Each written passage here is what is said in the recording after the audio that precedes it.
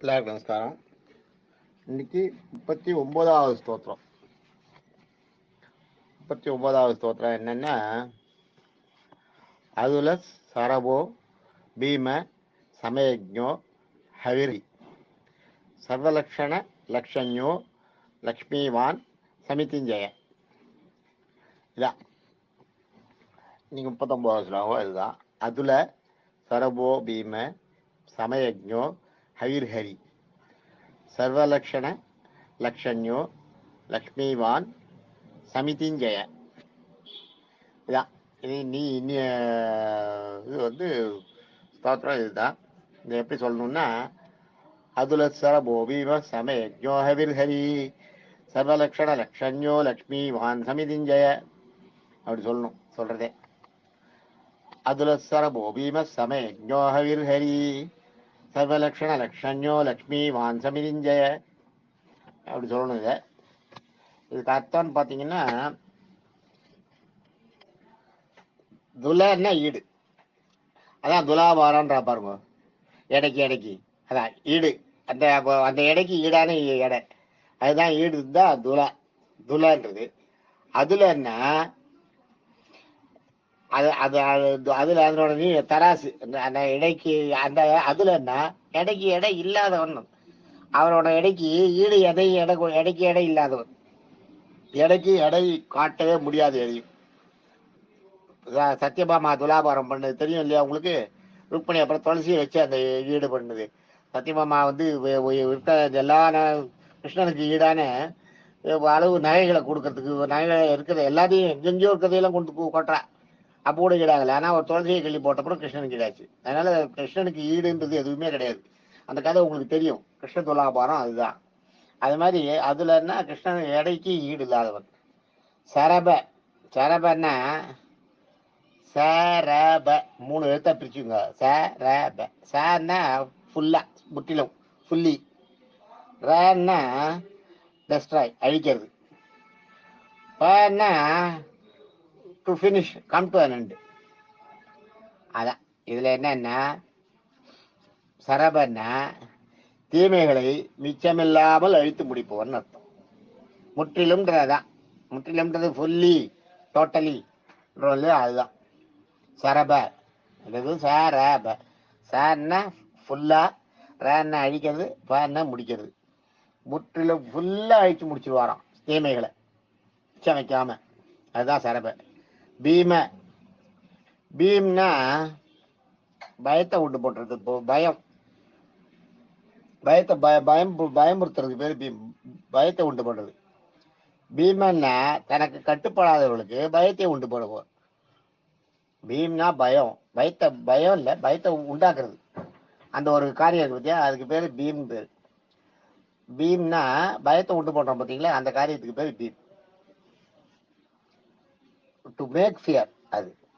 ஆனா இந்த இடத்துல பீமான்றது வந்து தனக்கு கட்டுப்படாதவங்களுக்கு பயத்தை உண்டு பண்ணுவாராம். அதான் பீம. சமயஜன்றது சமய அஞ்சன்னு வச்சுக்கணும். அஞ்சன்னா எல்லாம் தெரிஞ்சோம். சமயம்னா காலம். இது வந்து இவர் சொன்னது, ஆதிசங்கர் சொன்னது. சமய யஜ்ஞம். சமயன்றது காலம், அஞ்ஞன்னா அறிஞ்சவன், காலங்களை அறிந்தவன் அப்படிங்கிறது. இவர் ஒண்ணு சொல்லியிருக்கார். சமயஜ்ஞன்றதுக்கு சத்தியசந்தி தீர்த்தர் வந்து சமய பிளஸ் யஜ்ஞம் அப்படி சொல்ற. சமய பிளஸ் யஜ்ஞம் அப்படின்ற. சமயன்னா உண்மைன்னு அர்த்தம். சமைனா அந்த நேரம். சமைனா உண்மைன்னு ஒரு அர்த்தம். சமை. யஜ்ஞம்னா யாகம். சமயஜ்ஞம்னா உண்மையான பக்தி செலுத்துறான் பார்த்தீங்களா, உண்மையான பக்தி செலுத்துறவனுக்கு யாகம் செய்த பலனை கொடுப்பாராம். இதை வந்து சத்தியசந்தி சொல்றார். சமய யஜ்ஞ, உண்மையான யாகம் செய்த பலனை கொடுப்பாராம். உண்மையான பக்தி செலுத்துறவனுக்கு ஒரு யாகம் செஞ்ச பலனை கொடுப்பாராம். அதான் சமய யஜ்ஞம். ஹவிர்ன்றது வந்து யாகத்தோட கடைசி பகுதி, அந்த பகுதியாக விளங்குபவன். அந்த பகுதியை அடைபவன், எப்படி வேணாலும் சொல்லலாம்.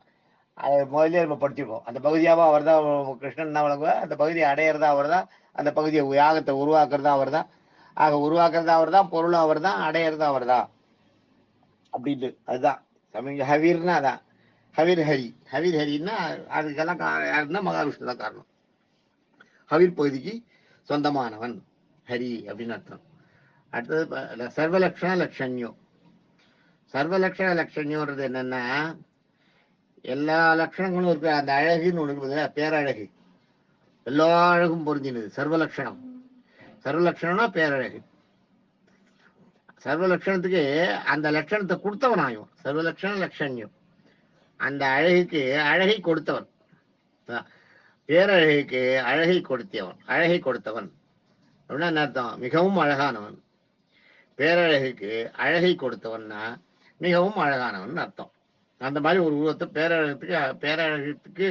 பேரழகுக்கு அழகு கொடுத்தவனாம். அந்த மாதிரி ஒரு அழகானவர் கிருஷ்ணன் அர்த்தம் அந்த இடத்துல. சர்வலட்சண லட்சண்யம். லக்ஷ்மிவான், லக்ஷ்மிக்கு சொந்தக்காரன், லக்ஷ்மிநாதன், லக்ஷ்மியின் நாயகன், லக்ஷ்மியால் விரும்பப்படுவோன், எப்படி வேணாலும் சொல்லலாம். லக்ஷ்மிவான். சமிதிஞ்சய. சமிதினா போர். சமிதி சமிதி ஜெயன்னா ஜெயிக்கிறது. இதுல வந்து இஞ்சி ஒற்றை இது. இது அதை சேர்க்கறது போரில் அப்படிங்கிறதுக்காக. சமிதினா போர். போரில் அந்த இல்லு சேர்க்கிறோம் இல்லையா, அதுதான் இங்க இஞ்சி. இஞ்சிக்கு அர்த்தம் கிடையாது. சமிதி ஜெய தான். சமிதினா போர், ஜெயன்னு ஜெயிக்கிறது. போரில் ஜெயிப்பவன். எப்போது போர் நடந்தாலும் வெற்றியை மட்டுமே அடைபவன். அதுக்கான அர்த்தம் அதான் சமிதி ஜெய. அடுத்தது அவ்வளவுதான் சமிதி ஜெய. அடுத்தது நாளைக்கு 40 விக்ஷரோரோகம். அதை விட்டுங்க. இதே இப்ப நீ நம்ம இதுல இருந்து இது வரைக்கும் பார்த்துருக்கோம். நேற்றுக்கு 355 வரைக்கும் பார்த்தோம். இன்னைக்கு 356, 39வது ஸ்தோத்திரத்துல.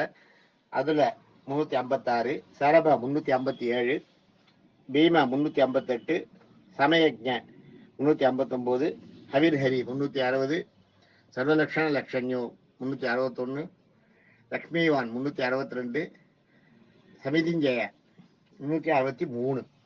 356 இருந்து 363 வரைக்கும் எத்தனை ஆச்சு? 5 3 8 356 இருந்து 363 வரைக்கும் 8. இன்னைக்கு 8 திருநாமங்கள் நம்ம தெரிஞ்சுட்டு இருக்கோம். 39வது ஸ்தோத்திரத்துல மகாவிஷ்ணுடைய 8 திருநாமங்களை தெரிஞ்சுட்டு இருக்கோம். இது வரைக்கும் 363 திருநாமங்களை தெரிஞ்சுட்டு இருக்கோம். தேங்க்யூ.